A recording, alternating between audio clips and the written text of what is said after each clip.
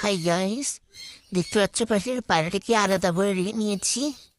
এবার পায়রাটাকে সরিয়ে পায়রার যে জায়গাটা থাকবে সেখানে গোটা নিম পাতা এই ডাটা সমেত ছড়িয়ে দিতে হবে এরকম করে ভালোভাবে।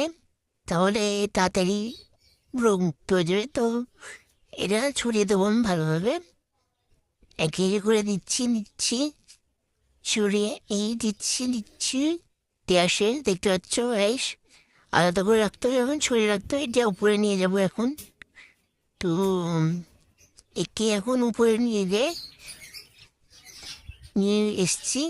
তো একটা পরিষ্কার টিস্যু নিয়ে নেবো, এবার পরিষ্কার মানে টিস্যুই নিয়ে নেবো আর কি। টিস্যু নিয়ে চলে এসছি গাইস। দেখতে পাচ্ছ গাইস, এভাবে ছড়ে নেবো ব্যথাটা গিয়ে। এভাবে দেখতে পাচ্ছ যে ব্যথাগুলো ছড়ে নিয়েছি, এই টিস্যু দিয়ে মুছে নিতে হবে। তো ক্যামেরা অফ হয়েছিল এই জন্য দেখাতে পারিনি। এ দেখতে হচ্ছে এই রক্তগুলো, এগুলো যে বদ রক্ত, এগুলো একটু পেটে যাবে তত ভালো। এ দেখতে হচ্ছে ঠুটে ক্ষত হয়েছিল, সেগুলো ছড়িয়ে নিতে হবে।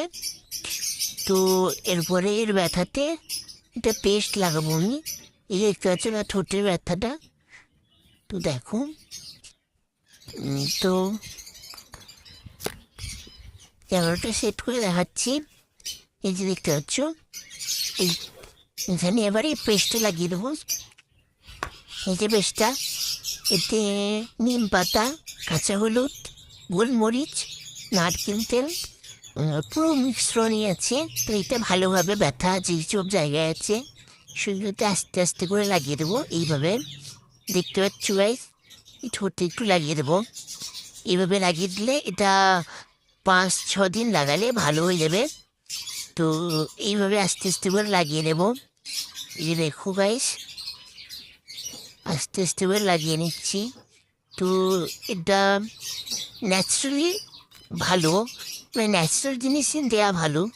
কারণ ওষুধ টষুধ দিলেও হয়, কিন্তু ন্যাচারাল যে জিনিসটা ভালো যায় ভালো। এ দেখতে পাচ্ছ তার জ্বালা করছে, এই জন্য ফেলে দিচ্ছে বারবার। তো এভাবে আমি আস্তে আস্তে করে লাগিয়ে দেবো।